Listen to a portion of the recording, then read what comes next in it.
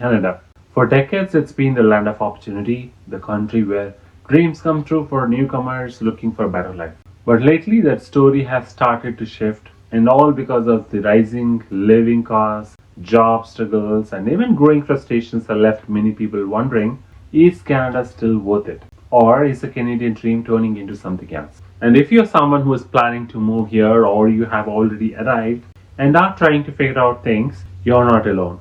Let's talk today about what's going on, and I will also share some experiences and explore whether Canada is still the beacon of hope it's known to be, or if things are changing. When I moved to Canada a few years ago, I had big dreams, just like many immigrants before me. Canada felt like a fresh start, a safe, diverse, and welcoming country. And don't get me wrong, Canada is all of those things, but the reality, it's a lot more complex than people can imagine. I have met newcomers who have succeeded here. I've also met others who have been left disheartened, struggling for jobs, facing those high living costs, and a system that sometimes feel harder than it should. So in today's video, we're breaking this down into four major points: the rising cost of living, job market struggle, competition and saturation in certain fields, and the shift in societal attitudes, especially towards the immigrants. And along the way, I'll share some real life stories, relatable examples, and give you a picture of what life in Canada truly looks right now. Let's start with the biggest concern for most newcomers: the cost of living. If you've been following Canada's news, you have probably heard that housing prices are through the roof, and it's not just Toronto or Vancouver anymore. Even mid-sized cities like Calgary or Halifax and Winnipeg are also feeling the pressure. For example, one of the individuals I moved to Halifax told me they were shocked to see rents at $2,000 a month for a two-bedroom apartment. Halifax, which was always known to be a city and considered as one of Canada's affordable gems. Groceries, it's certainly wild out there, and the price of basic items like milk, bread, and fruits have gone up significantly.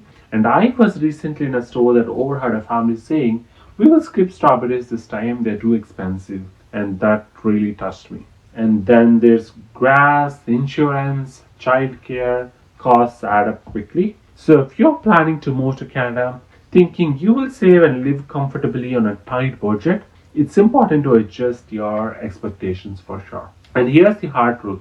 Even for people earning good salaries, it can feel like you are working just to cover expenses. A couple I know moved to Canada with decent savings. Both got jobs, and yet most of their income goes toward rent, bills, and food.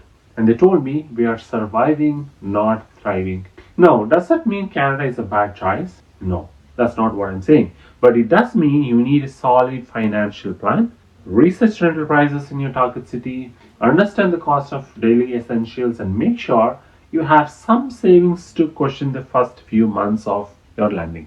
Now let's talk about the job market, one of the most challenging parts of being a newcomer in Canada. And here's the thing that you should keep in mind. Canada attracts skilled immigrants like doctors, engineers, IT professionals, educators, people with incredible qualifications and experience. But when you arrive, getting a job that matches your skill set is not always straightforward. And you have probably heard this before. You don't have Canadian experience. And it's one of the biggest hurdles newcomers face. And this has been changing, but still a long way to go to completely make it better. Employers hesitate to hire these people who have not had any sort of work experience before in Canada, even if you have a lot of experience back home or abroad. Let me share a story.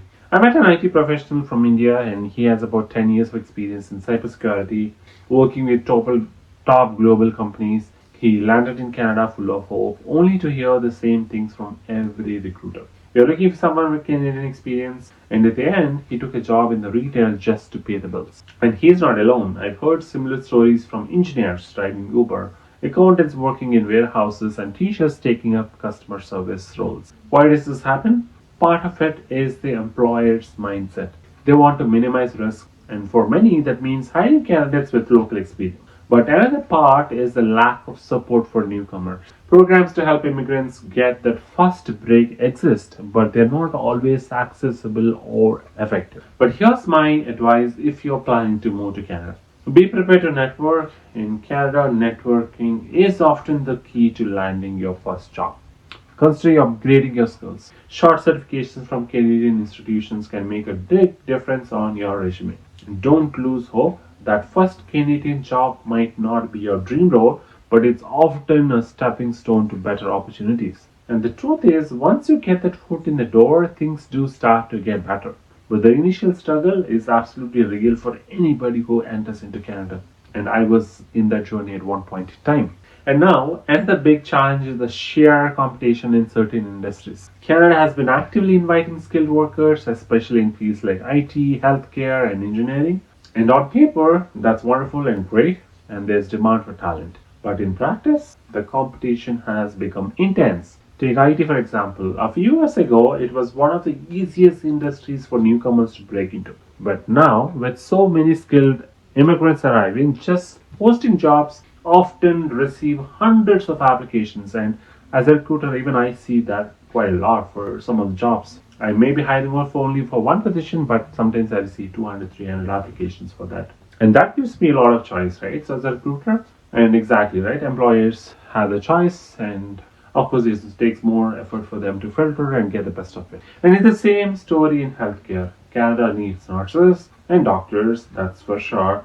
But the licensing process is so long and complicated that many of them work in different fields than their primary one. So before you move here, research not just your profession but the demand for it in your target city or province. Some regions have more opportunities than others, and knowing where to look can make all the difference. And finally, let's address something that's been on a lot of people's minds: the shift in societal attitudes towards immigrants. And I did make some videos on this topic. Canada is absolutely known for becoming a welcoming multicultural country, and in many ways it still is. But certainly there's been growing frustration, especially around housing, jobs, and resources. Some Canadians feel that immigrants are putting too much pressure on these systems, and unfortunately, that sentiment sometimes turns into resentment. I've seen comments online, in news discussions, and even heard it firsthand.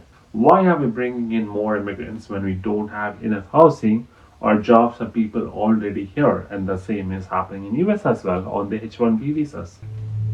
And for certain communities, this frustration can feel targeted. For example, the South Asian community, particularly Indian newcomers, has grown rapidly in the last few years. While many have contributed greatly to Canada's economy, some still face stereotypes and misunderstandings. And if you are a newcomer, this can feel disheartening. You come here hoping to belong, only to feel like you have to prove yourself over and over and over and over and again. But here's the reality: most Canadians are still welcoming and supportive.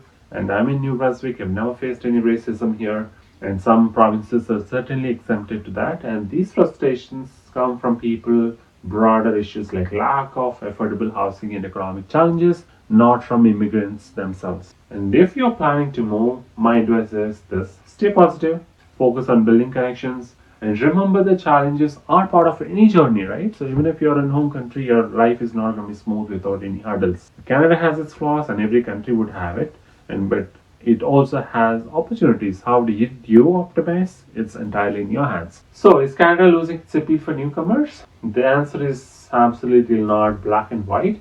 Canada is facing challenges for sure, with the rising living costs, job market struggles, and shifting attitudes. And if you're not prepared, these hurdles can make your journey incredibly tough. But does that mean Canada isn't worth it?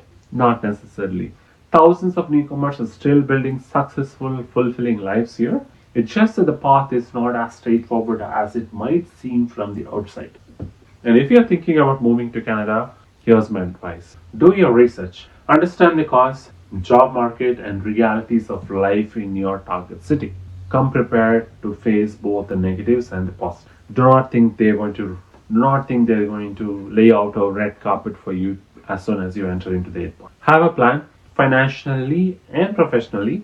Be ready for those challenges, whatever it is. You have to build your network, because rewards are the connections. Chips can help you overcome hurdles. At the end of the day, the Canadian dream is still achievable, but it takes grit, resilience, and a lot of preparation. And what do you think if you're already in Canada? Have you faced these challenges? And if you're planning to come here, what are your biggest concerns? Drop your thoughts in the comments, and I would love to hear your perspective.